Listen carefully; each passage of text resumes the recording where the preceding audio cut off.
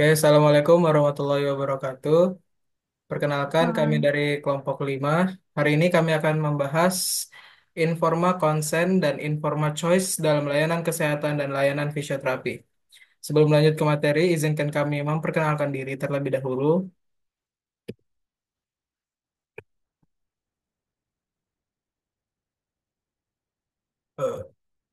Oke, ini ada list nama anggotanya. Yang pertama ada Julia Rahma Wijaya, yang kedua ada Khoirina Khotijah, yang ketiga ada Mesya Randy Ardian Sevani, dan yang terakhir saya sendiri Muhammad Fatir Almuyasyar. Langsung saja dimulai dari Julia Rahma, silakan. Yang pertama ada pendahuluan. Next.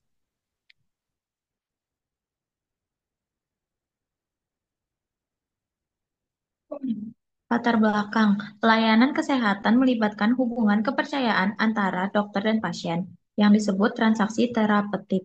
Komunikasi yang baik penting terutama dengan memberikan informasi jelas sebelum tindakan medis. Pasien berhak mengetahui, memilih, dan menyetujui tindakan tanpa paksaan. Dua hal penting dalam hal ini adalah informa konsen atau persetujuan setelah penjelasan dan informa choice yaitu pilihan berdasarkan informasi. Dalam fisioterapi, prinsip ini penting karena banyak metode terapi yang bisa dipilih. Pasien harus paham manfaat, resiko, dan alternatif terapi sebelum menyetujui. Fisioterapis wajib memastikan pasien merasa nyaman dan yakin dengan pilihannya. Pemahaman terhadap informa konsen dan informa choice penting agar layanan yang diberikan aman, etis, dan menghargai hak pasien. Next.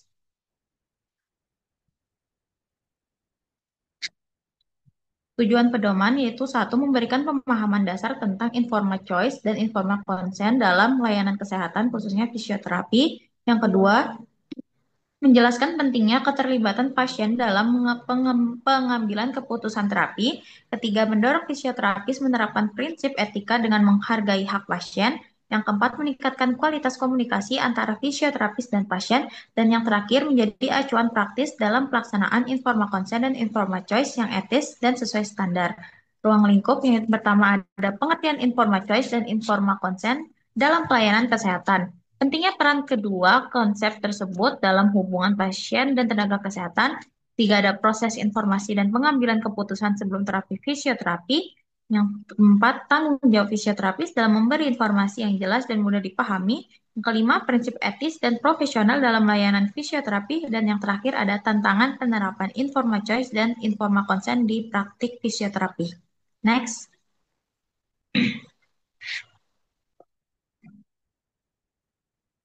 Dasar hukum dan regulasi, penerapan informa konsen dan informa choice dalam layanan kesehatan termasuk fisioterapi memiliki dasar hukum yang kuat di Indonesia, bertujuan untuk melindungi hak pasien dan memastikan praktik yang etis. Untuk pada Undang-Undang Nomor 17 Tahun 2023 tentang Kesehatan menjamin hak pasien atas informasi yang jelas dan hak untuk menyetujui atau menolak tindakan medis. Yang kedua, Permenkes tentang hak pasien mengatur hak pasien untuk mendapat informasi lengkap sebelum tindakan medis termasuk jenis terapi, risiko, dan alternatifnya. Dan yang ketiga ada kode etik fisioterapi, menekankan pentingnya menghormati otonomi pasien, kejujuran, dan persetujuan sukarela dalam setiap tindakan terapi. Next. Yang kedua ada konsep dasar informa choice, informa consent, dan informa choice. Next.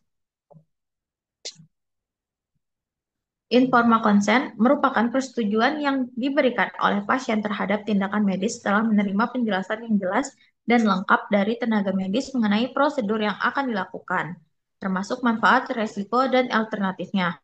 Menurut D. Veronica Komalawati, informa konsen adalah kesepakatan pasien atas upaya medis yang akan dilakukan dokter setelah menerima informasi yang dapat dipahami. Dalam fisioterapi, informa konsen berfungsi sebagai bentuk perlindungan hukum dan penghargaan terhadap hak pasien dengan menekankan bahwa pemahaman terhadap informasi oleh pasien adalah hal yang paling utama. Informa choice adalah proses pengambilan keputusan oleh individu berdasarkan pemahaman menyeluruh terhadap berbagai pilihan yang tersedia, termasuk resiko, manfaat, dan konsekuensinya. Konsep ini menekankan pentingnya otonomi pasien dalam menentukan sendiri jenis terapi atau tindakan kesehatan yang akan diambil setelah diberikan informasi yang cukup. Informed choice lahir sebagai respon terhadap pendekatan paternalistik dalam dunia medis dan menjadi prinsip dasar dalam praktik yang berorientasi pada hak asasi manusia. Nah,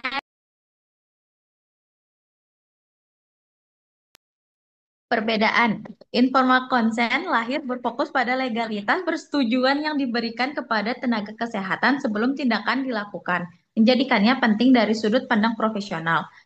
Informal choice menekankan hak dan peran aktif pasien dalam memilih terapi yang paling sesuai dengan kebutuhannya. Consent memberikan wewenang kepada fisioterapis untuk bertindak, sedangkan choice memberikan kendali kepada pasien untuk menentukan arah terapi berdasarkan informasi yang diperolehnya secara utuh dan jelas. Next.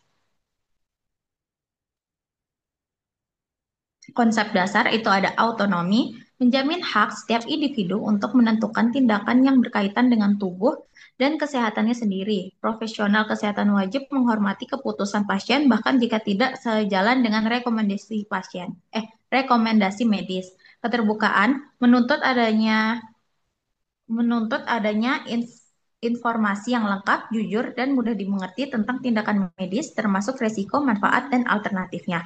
Persetujuan sukarela memastikan bahwa keputusan pasien diambil tanpa tekanan, paksaan, atau manipulasi, serta memberi mereka waktu dan kebebasan untuk bertanya dan berpikir sebelum mengambil keputusan. Next. Bentuk persetujuan tertulis biasanya diperlukan untuk tindakan beresiko tinggi dan memiliki kekuatan hukum yang kuat. Lisan sering digunakan dalam terapi rutin dengan resiko rendah, namun tetap harus didokumentasikan, tersirat, muncul dari tindakan atau sikap pasien yang menunjukkan persetujuan tanpa mengucapkannya secara langsung, dan biasanya digunakan dalam situasi terapi ringan. Next.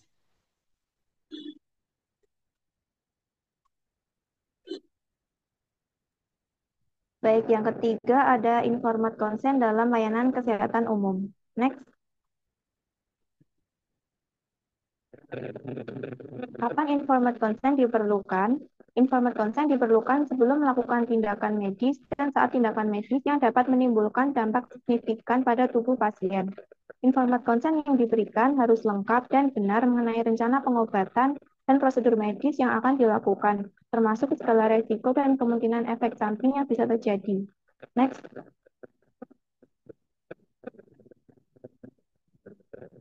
Prosedur pemberian informasi kepada pasien. Ada 3 prosedur. Yang pertama, pasien datang ke tempat dokter, yang berarti pasien sudah setuju untuk dilakukan pemeriksaan. Proses yang kedua, hubungan dokter-pasien, yaitu dokter melakukan anamnesis dan mencatat dalam rekam medis pasien.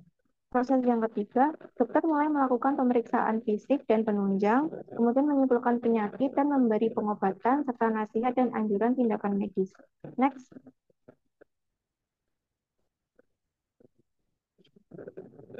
Elemen yang harus disampaikan.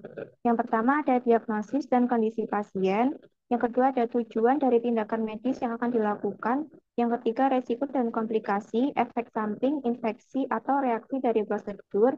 Yang keempat alternatif pengobatan atau tindakan lain, kelebihan dan kekurangan dari tiap alternatifnya. Yang kelima hak pasien untuk menolak prosedur medis yang diajukan. Next. Dokumentasi informed consent. Dokumentasi persetujuan tindakan medis di Indonesia itu mencantumkan beberapa hal. Yang pertama, ada tanggal pemeriksaan, waktu pemeriksaan, nama pasien, dan tanda tangan pemberi penjelasan dan penerima penjelasan. Next. Perlindungan hukum dan etik. Ada 2 bagian. Yang pertama, persetujuan tindakan kedokteran. Ada 3 undang-undang. Yang pertama ada Peraturan Menteri Kesehatan Nomor 290 Tahun 2008 tentang persetujuan tindakan kedokteran pada pasal 2 ayat 1. Yang kedua, Undang-Undang Nomor 292 Tahun 2004 tentang praktik kedokteran. Yang ketiga, Peraturan Menteri Kesehatan Nomor 290 Tahun 2008 tentang persetujuan tindakan kedokteran pada pasal 3 ayat 1. Dan yang kedua ada memberikan persetujuan. Yang pertama, Undang-Undang Praktik Kedokteran dan Permenkes Nomor 290 Tahun 2008 berupa pemberian informasi yang sesuai. Yang kedua ada pasal 1328 KUHP Perdata tentang penipuan terjadi jika salah satu pihak dengan sengaja memberikan informasi yang tidak benar atau menyesatkan. Next.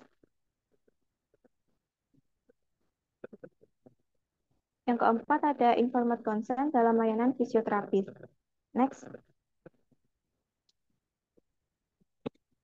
Tujuan informed consent pada fisioterapi, yang pertama melindungi hak pasien. Yang kedua, pasien bisa ikut serta dalam pengambilan keputusan terkait perawatan mereka. Yang ketiga, membangun hubungan terapeutik yang baik antara pasien dengan fisioterapis. Yang keempat, perlindungan hukum bagi fisioterapis apabila terjadi perselisihan dengan pasien. Dan yang kelima, memberikan edukasi kepada pasien. Next. Situasi yang wajib memiliki informed consent. Ada beberapa situasi. Yang pertama, sebelum melakukan tindakan fisioterapis. Yang kedua, ketika fisioterapis melakukan pelayanan langsung ke rumah pasien. Yang ketiga, pasien dengan kondisi medis khusus atau kronis. Yang keempat, apabila terapi yang dilakukan masih dalam tahap uji klinis atau bukan praktik umum. Yang kelima, pasien dengan gangguan kognitif atau anak-anak yang belum bisa memberikan persetujuan. Yang keenam, prosedur dengan alat-alat yang memiliki resiko atau efek samping. Next. Prosedur pengisian formulir konsen. Prosedur ini harus mengikuti standar etika dan hukum, serta melibatkan komunikasi aktif antara fisioterapis dengan pasien. Ada beberapa prosedur dalam pengisian formulir konsen. Yang pertama, penjelasan awal oleh fisioterapis. Kemudian fisioterapis memberikan formulir konsen kepada pasien. Lalu pasien diberikan waktu untuk mempertimbangkan apakah setuju dengan tindakan tersebut. Yang keempat, jika pasien setuju, pasien bisa menandatangani formulirnya. Yang kelima, formulir tersebut akan diarsipkan di unit rekam medis. Next. Ini ada contoh praktik.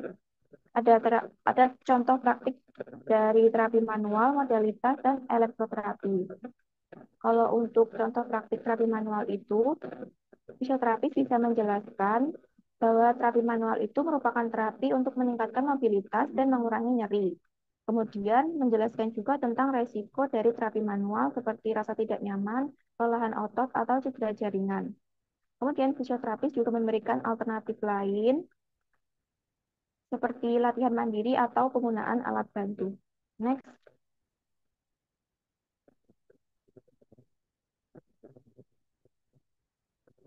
Dokumentasi dan tanda tangan pasien.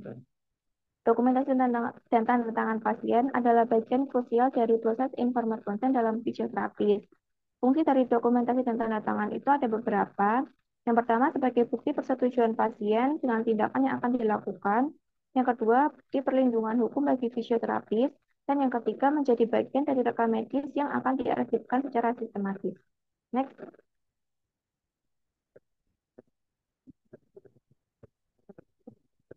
Kewajiban fisioterapi dalam memberikan penjelasan. Ada beberapa kewajiban fisioterapis terhadap pasien. Yang pertama itu, fisioterapis wajib menjelaskan kondisi atau gangguan fungsional pasien. Yang kedua, menjelaskan tujuan dan manfaat terapi. Yang ketiga, menjelaskan prosedur terapi yang akan dilakukan. Yang keempat, menyebutkan resiko atau efek samping. Yang kelima, memberitahu bahwa ada pilihan lain yang bisa dipertimbangkan oleh pasien. Yang keenam, fisioterapis wajib bersikap terbuka, komunikatif, dan tidak memaksa pasien untuk langsung setuju. Yang ketujuh, memberi waktu terhadap pasien untuk berpikir atau berdiskusi dengan keluarga. Next.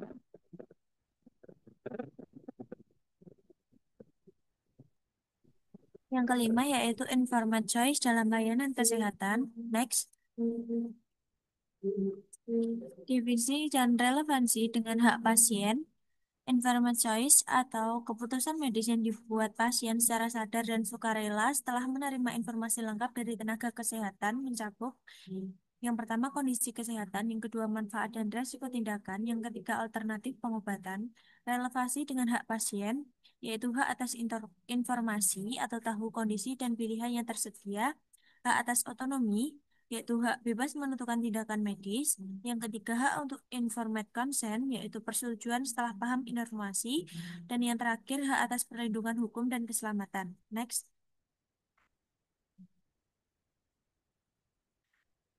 Selanjutnya, pengambilan keputusan oleh pasien. Yang pertama, pemberian informasi yang jelas. Pasien menerima informasi lengkap soal diagnosis, pilihan terapi, resiko, manfaat, dan alternatif yang tersedia. Yang kedua, pertimbangan pilihan oleh pasien. Pasien yang mengevaluasi opsi pengobatan berdasarkan kebutuhan medis dan preferensi pribadi. Yang ketiga, pengambilan keputusan oleh pasien. Pasien memilih secara sadar tanpa paksaan sesuai nilai dan kenyamanan pribadi. Dan yang terakhir, tindak lanjut dan evaluasi keputusan. Pasien dan tenaga medis memantau hasil pengobatan dan mengevaluasi efektivitasnya. Next. Selanjutnya yaitu faktor yang mempengaruhi keputusan pasien. Yang pertama, informasi medis, kejelasan dan kelengkapan informasi. Yang kedua, nilai dan keyakinan, yaitu agama, budaya, dan prinsip hidup. Yang ketiga, dukungan sosial, yaitu pengaruh keluarga, orang terdekat. Yang keempat, yaitu emosi, stres, dan kecemasan mempengaruhi rasionalitas. Selanjutnya, yaitu pengalaman, pengobatan sebelumnya jadi acuan. Ekonomi, yaitu biaya pengobatan sebagai pertimbangan dan waktu keputusan cepat dalam kondisi darurat. Selanjutnya, tanggung jawab tenaga kesehatan dalam memberi pilihan. Yang pertama, memberi informasi yang jelas, yaitu diagnosis, pilihan, resiko, dan manfaat. Yang kedua, menghormati hak pasien, yaitu bebas memilih atau menolak tindakan. Yang ketiga, yaitu mendukung informed consent, yaitu pastikan pasien paham dan setuju tanpa paksaan. Dan yang terakhir, yaitu dukungan emosional, dampingi pasien secara mental dan emosional. Next. Yang keenam yaitu informed choice dalam fisioterapi. Lanjut. Implementasi konsep informed choice di klinik atau RS. Informed choice dalam fisioterapi adalah bagian dari pelayanan terpusat pada pasien. Proses dimulai dengan asesmen oleh fisioterapi, lalu dilanjutkan dengan pemberian informasi yang lengkap tentang kondisi pasien, tujuan terapi, pilihan intervensi, serta manfaat dan resikonya. Pasien diberi kesempatan untuk memahami, bertanya, dan memilih terapi sesuai preferensinya tanpa paksaan fisioterapis, menyesuaikan rencana terapi dengan keputusan pasien, mencatat prosesnya, dan melakukan evaluasi berkala secara kolaboratif. Next. Peran fisioterapi dalam memberi alternatif terapi. Fisioterapi menjelaskan berbagai pilihan terapi, yaitu latihan, manual elektroterapi, dan edukasi, dengan manfaat dan resikonya.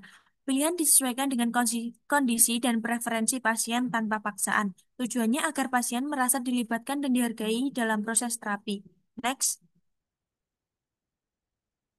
Selanjutnya yaitu edukasi pasien tentang pilihan terapi. Fisioterapi memberi informasi yang jelas dan mudah dipahami tentang pilihan terapi, manfaat,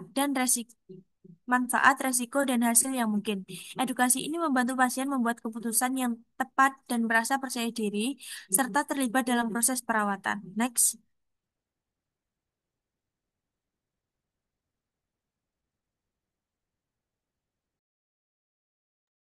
Oke, baik. Selanjutnya tantangan, etika, dan aspek hukum.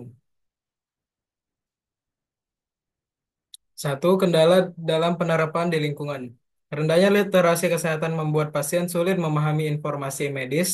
Banyak yang setuju pada tindakan medis tanpa memahami risiko, manfaat, atau alternatifnya, sehingga informed consent menjadi formalitas, bukan keputusan sadar. Yang kedua, hak anak, disabilitas, dan pasien non-kompeten. Pasien seperti anak-anak, penyandang disabilitas intelektual, dan pasien tidak sadar tidak dapat memberikan persetujuan sendiri. Oleh karena itu, keputusan medis harus diberikan oleh orang tua atau wali yang sah untuk melindungi hak dan keselamatan pasien sesuai ketentuan hukum yang berlaku. Yang ketiga ada persetujuan keluarga dalam budaya kolektif Indonesia. Perse eh, Keluarga berperan penting saat pasien tidak mampu memberi persetujuan. Namun, jika pasien dewasa dan sadar, persetujuan harus tetap dari pasien. Tenaga medis wajib memahami siapa yang berwenang secara sah memberi konsen. Yang keempat, aspek legal dan aspek etik. Etik menekankan persetujuan sadar berdasarkan prinsip otonomi. Legalnya diatur dalam UU Nomor 29 Tahun 2004 dan Nomor 36 Tahun 2009. Mewajibkan persetujuan sebelum tindakan medis. Mengabaikannya bisa melanggar hukum sehingga pemahaman keduanya sangat penting. Selanjutnya, sanksi jika tidak ada konsen. Tanpa konsen, tenaga medis bisa digugat secara perdata pidana sesuai pasal 351 KUHP dan dikenai sanksi administratif seperti teguran atau pencabutan izin. Dokumentasi konsen penting sebagai bukti tindakan medis sah, etis, dan melindungi hukum semua pihak. Selanjutnya, rekomendasi implementasi. Fasilitas kesehatan perlu menetapkan SOP yang jelas dan memberi pelatihan rutin bagi tenaga medis agar mampu menyampaikan informasi tindakan medis secara efektif, sesuai hukum dan mudah dipahami pasien. Dan yang terakhir, peran manajemen dan profesi. Yang pertama, fasilitas kesehatan perlu memiliki SOP yang jelas dan sesuai regulasi. Yang kedua, SOP mencakup informasi lengkap seperti tindakan medis, resiko, manfaat, dan alternatif. Yang ketiga, pelatihan rutin bagi tenaga kesehatan tentang komunikasi efektif dan aspek hukum. Yang terakhir, tujuan, yaitu memastikan pasien paham sebelum memberikan persetujuan. Yang terakhir ada penutup. Kesimpulan, informasi consent dan informasi choice adalah bagian penting dari pelayanan kesehatan yang menegaskan hak pasien untuk memahami dan memilih tindakan medis secara sukarela. Keduanya wajib diterapkan, termasuk dalam fisioterapi, dengan menjelaskan risiko, manfaat, dan alternatif terapi secara jelas. Pelaksanaan harus memperhatikan aspek hukum, etika, dan kondisi pasien, termasuk kelompok rentan. Kendala di lapangan seperti rendahnya literasi pasien dan dominasi keluarga perlu diatasi dengan SOP yang baik, pelatihan dan dukungan dari manajemen serta profesi. Baik, sekian dari kelompok kami. Maaf jikalau ada salah kata. Saya akhiri. Wassalamualaikum warahmatullahi wabarakatuh.